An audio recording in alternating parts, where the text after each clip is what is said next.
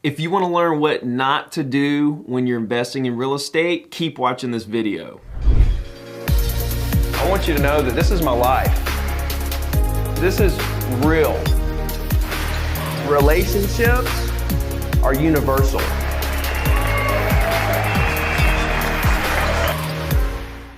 What's up everybody? Ricky Carruth here. Welcome back to my channel. So today I want to talk about real estate investing. Most of my content here on my channel is focused towards real estate agents and helping them succeed, because that's what I do.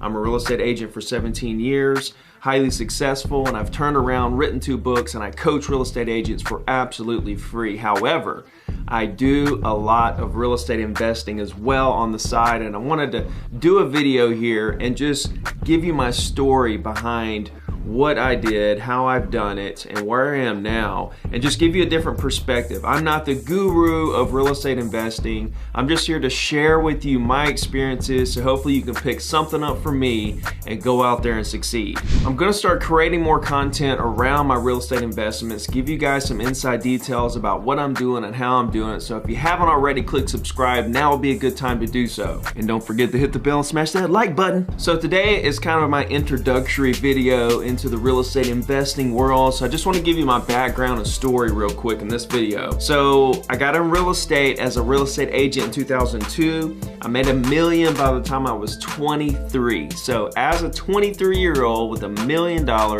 never had money, parents never had a lot of money, didn't know quite what to do with this pile of money that I had, I started to invest in real estate. So I was a complete beginner in the real estate investing game, and I was in a very inflated market that had really surged over the last couple of years. So here I am, 23, I got in real estate just as the market was starting to heat up.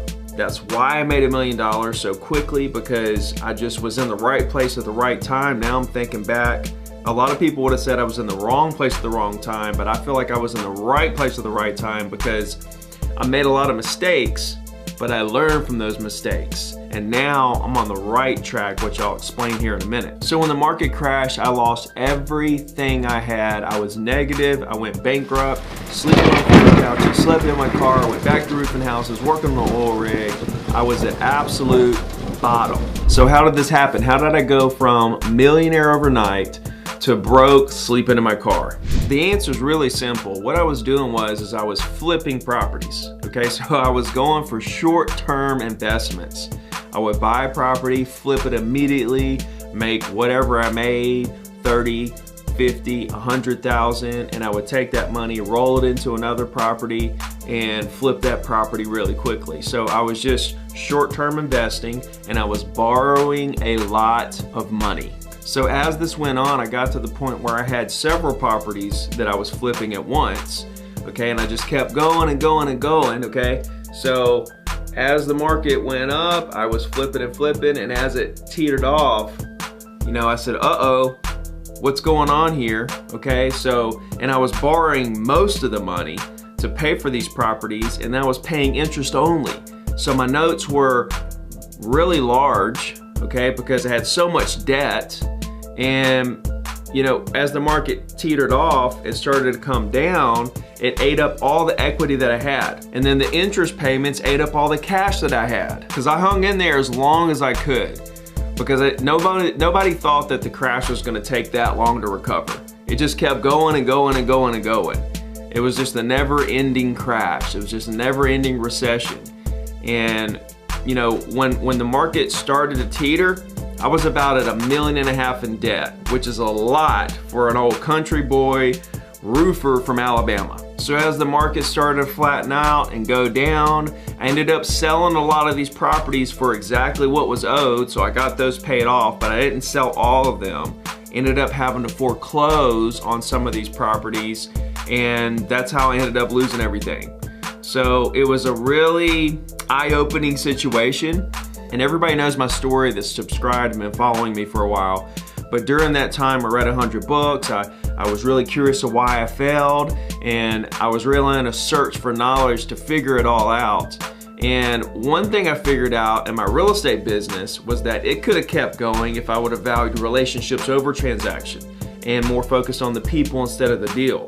And on the real estate investing side, I realized that I was thinking too short term in my investments. You know, when you think short term and you're betting big on short term and then something happens, you're gonna lose big. So in 2008, I was laid off from the oil rig and kind of forced back into real estate, which I'd already kind of started dabbling back into it. I had a couple deals in the works and luckily a few things closed.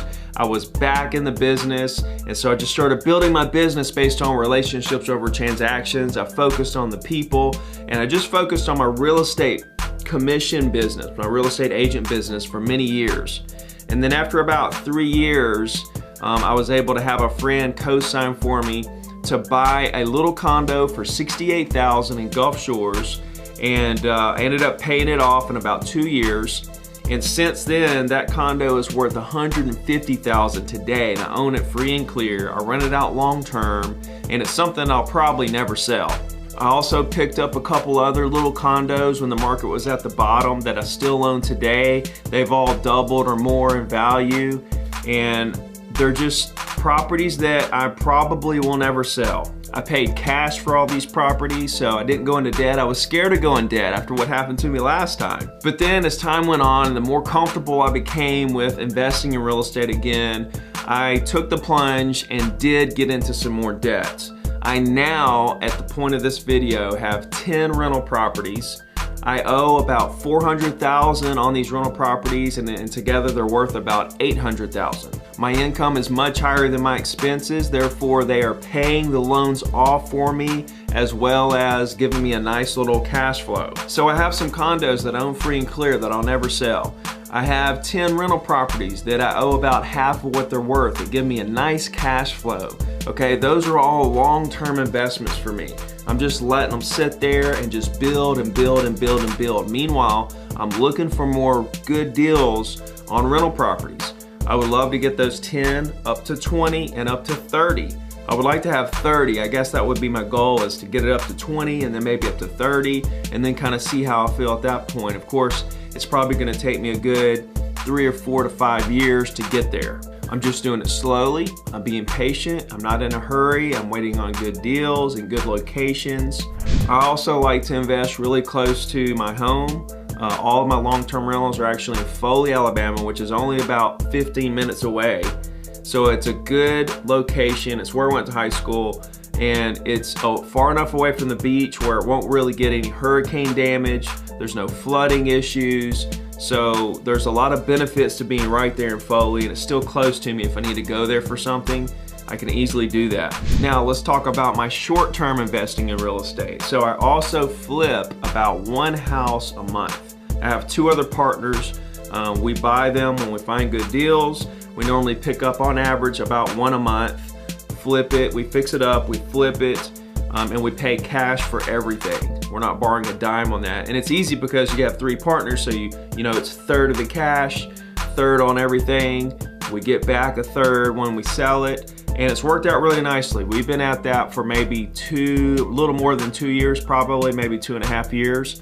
So that's my little short-term investing, real estate investing, operation that I have going on the side, and it's worked out really well. I feel like when you're flipping properties, you should be in a situation where you're buying them and selling them quickly. I'm also diversified with my long-term investments, and I have planned to grow that business as well. I think the key here is diversification. And if you're flipping them quick and the market starts to change and the market crashes, you can't get hurt too bad if you only own a couple houses at once, right? Especially if you own them cash. You have a lot of options at that point if the market turns on you. If you borrow a lot of money and you're flipping, right? If you're in debt on short-term investments, then you could get into a bind really quickly like I did. So I like to be cash on my short-term investments, and I feel comfortable that if the market changes, maybe we'll lose money on a couple investments if the market changes drastically. However, we can get out of those investments, and then whatever the new market levels will be price-wise, we can make adjustments and start buying things under the new market level. So I'm in a position where I can't get hurt too bad on my short-term investments. Really, it can't get hurt at all.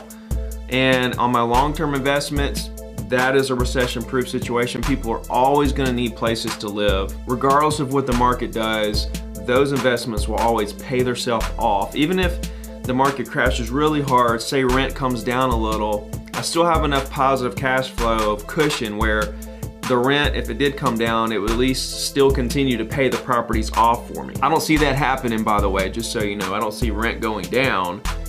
Rent may even go up in a recession a little bit, just due to the fact that people are having to foreclose out of their houses and forced into renting. So this video, like I said, is just an introductory video, just to kind of give you the foundation of where I've been, where I'm at, what I'm doing as far as my real estate investing portfolio goes. And like I said, I'm not a guru.